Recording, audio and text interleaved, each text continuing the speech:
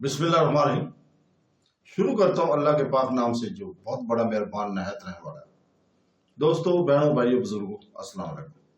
तारीख इस्लाम में 191 नंबर किस्त हम आपके सामने पेश कर रहे हैं और इसमें आप बयान करेंगे हादी बिन मेहदी की वलीअहदी। दोस्तों, बहनों, भाइयों, जैसा कि हम पहले बयान कर चुके हैं कि ईसा बिन मूसा मौजा रबा मत्सल कुफा में रहता और जुमा या ईद के रोज कुफा में नमाज पढ़ता था और तमाम वक्त अपने गांव में खामोशी और बेतवक्की के साथ बसर करता था। ये भी जिक्र हो चुका है कि मंसूर के बाद ईसा को अब्दुल्ला सफा ने वलीअहद मुकर्रर किया था। मंसूर ने ईसा को मुकर्रर करके अपने बेटे मेहदी को मुकद्दम कर दिया। अब मेहदी के बाद ईसा बिन मूसा वलीअहद था, लेकिन मेहदी को इसकी खिलाफत के पहले ही साल में इसके हमदर्दों और मशीरों ने तरकीब दी कि ईसा बिन मूसा की जगह आप अपने बेटे हादी को वलीअहद बनाएं। इस तरह मेहदी ने ईसा को अपने पास बगदाद में तलब किया। ईसा ने आने से इनकार किया। मेहदी ने गवर्नर कुफा को ताकीदी हुक्म दिया कि ईसा को तंग किया जाए, मगर चूंकि ईसा पहले ही से खाना नशीन था, इसलिए गवर्नर कुफा को कोई मौका ईसा की परेशान करने का ना मिल सका। फिर मेहदी ने एक सख्त खत ईसा को लिखा। इसने कोई जवाब न दिया। फिर मेहदी ने अपने चचा अब्बास को ईसा के पास भेजा कि इसको बुला लाए। ईसा ने फिर भी इनकार किया। आखिर मेहदी ने 2 सिपह सलारों को ईसा के लाने पर मामूर किया। मजबूर होकर ईसा बगदाद में आया और मोहम्मद सलमान के मकान पर फरोकश हुआ। मेहदी के दरबार में आता जाता रहा, मगर बिल्कुल खामोश रहना, खामोश चला जाना। आखिर ऐनी ईसा पर तशद्दुद शुरू किया गया और खुद मोहम्मद बिन सलमान ने इसको मजबूर करना चाहा कि वो वलीअहदी से दस्तबरदार हो जाए। ईसा ने अहदो कसम का अज़र किया जो इससे वलीअहदी की वक्त ली गई थी। मेहदी ने फिका को तलब किया और उन्होंने फतवा दिया कि ईसा कसम का कफारा देकर वलीअहद से दस्तकश हो सकता है। मेहदी ने इसके एवज 10,000 दिरहम और जाब और कसकर में जागीरें दी और ईसा ने 26 मुहर्रम सन 160 को वलीअहदी से खुला किया और हादी की वलीअहदी की बैत कर ली। अगले दिन मेहदी ने दरबार आम किया, अराकीन सुल्तान से बैत ली, फिर जामिया मस्जिद में आया, खुतबा दिया, ईसा के मजूर और हादी के वलीअहद होने की लोगों को इतला दी। ईसा ने अपनी वलीअहदी के खुला का इकरार किया। लोगों ने हादी की वलीअहदी की बैत कर ली।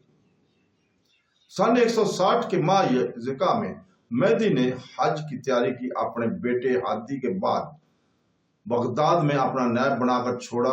हादी के मामू यजीद बिन मंसूर को हादी के साथ मुकर्रर किया। दूसरे बेटे हारून को मां चंद अहले खानदान के हादी की मसाजिद पर मुतय्यन किया और खुद मां वजीर यकूब बिन दाऊद बिन तमान के मक्का मुकरमा की जानब रवाना हुआ।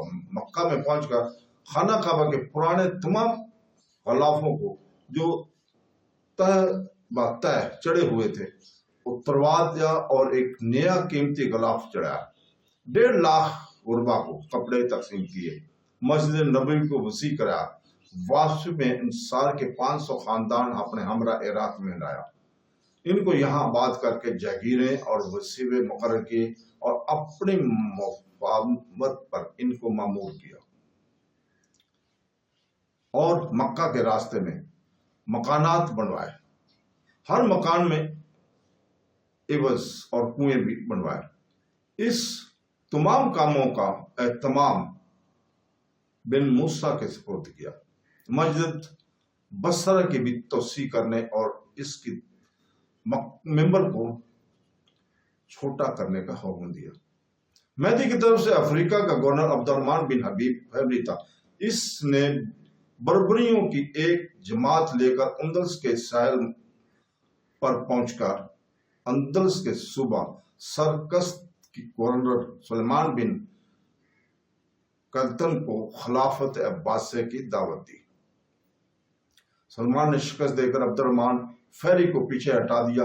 اسی اثناء میں امیر عبد الرحمن فرما روائے اندلس فوج لے کر آ پہنچا۔ اس نے سب سے پہلے عبد الرحمن فیری کی کشتیوں کو جو ساحل پر کھڑے تھے جلوا دیا تاکہ فرار ہو کر نکل نہ جائے۔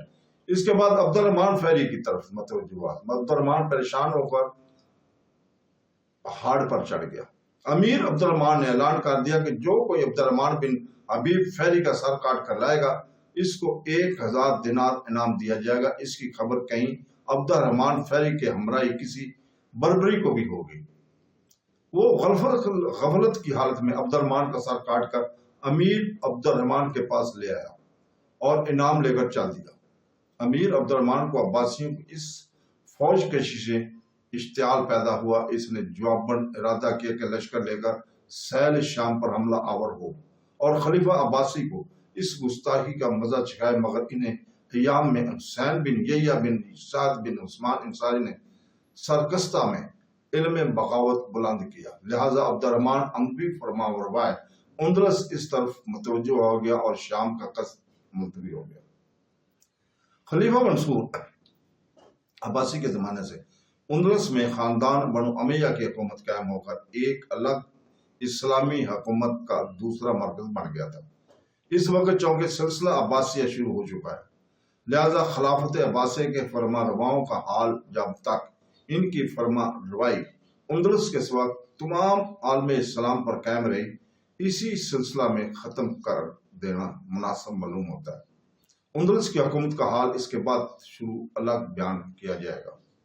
تو دوستو سن 163 میں مہدی نے خراسان اور دوسرے صوبوں سے لشکر فراہم کیا اور رومیوں پر جہاد کی غرض سے 1 رجب 163 کو بغداد سے کوچ کیا۔ 23 جمادی الثانی یعنی ایک دن پہلے مہدی کے چچا عیسیٰ بن علی کا انتقال ہو گیا تھا۔ بغداد میں ہادی کو اپنی نیابت پر چھوڑا اور اپنے دوسرے بیٹے ہارون کو اپنا لیا۔ دوران سفر میں موصل اور جزیرہ پر گزرا۔ اسی صوبہ کے گورنر عبد الصمد بن علی کو معزول کر کے قید کر دیا اور اپنے بیٹے ہارون کو آذربائیجان، آرمینیا اور گلا بلاد مغرب کا والی مقرر کیا اور جزیرہ کی حکومت عبداللہ بن صالح کو عطا کی۔ رومیوں پر چڑھائی کرنے کا سبب یہ تھا کہ سن 162 میں رومیوں نے بلاد اسلامیہ پر چڑھائی کر کے بعض شہروں کو ویران کر دیتے، اس لیے خلیفہ مہدی نے خود اس طرف لشکر کشی کی۔ اس سفر میں مہدی جب مسلمہ بن عبد الملک کے قصر کے مقابل پہنچا تو مہدی کے چچا عباس بن علی مہدی سے کہا کہ ایک مرتبہ آپ کے دادا محمد بن علی اس طرف کو ہو کر گزرے تھے تو مسلمہ نے اس کی دعوت کی تھی اور 1000 دینار نظر کیے تھے۔ مہدی نے یہ سنتے ہی مسلمہ کے لڑکوں، غلاموں اور جملہ متعین کو طلب کر کے 20,000 دینار مرمت کیا اور ان کے وظائف مقرر کر دی۔ مہدی خود حلب پہنچ کر ٹھہر گیا اور ہارون کی فوج اور فوجی سرداروں کے ساتھ آگے روانہ کیا۔ ہارون کے ساتھ عیسیٰ بن موسیٰ، عبد المالک بن صالح، حسن بن قتبہ، ربی بن یونس، یحییٰ بن خالد برمک تھے، مگر تمام لشکر کی سرداری، رسد و غلہ کا انتظام سب ہارون کے ہی سپرد تھا۔ ہارون نے آگے بڑھ کر رومیوں کے قلعوں پر محاصرہ کیا اور یکے بعد دیگر کئی قلعے فتح کیے۔ اس عرصہ میں مہدی نے اطراف حلب کے زندگیوں کو چن چن کر قتل کرنا شروع کیا۔ ہارون فتح اور فروزی کے ساتھ واپس آیا۔ مہدی ہارون کو لے کر بیت المقدس کی زیارت کو گیا، مسجد اقصی میں نماز پڑھی، پھر بغداد کو واپس چلا آیا۔ مہدی نے جب ہارون کو آذربائیجان اور آرمینیا کا گورنر بنایا تھا تو حسن بن ثابت کو اس کا وزیر مال اور یحییٰ بن خالد بن برمہ کو اس کا وزیر خارجہ مقرر کیا تھا۔ اسی سال یعنی سن 163 میں خالد بن برمہ کا انتقال ہوا تھا۔ تو دوستو اس کے ساتھ ہی ہم آج اجازت چاہتے ہیں، کل تک کے لیے۔ کل انشاءاللہ تعالی ہم اسی وقت آپ کے سامنے حاضر ہوں گے اور اگلی قسط انشاءاللہ تعالی کل پیش کریں گے۔ آج ہم دعا کرتے ہیں کہ اللہ تعالی ہمیں سنتے رسول قرآن پاک پر عمل کرنے کی توفیق عطا فرمائے. آمین ثم آمین. اللہ حافظ.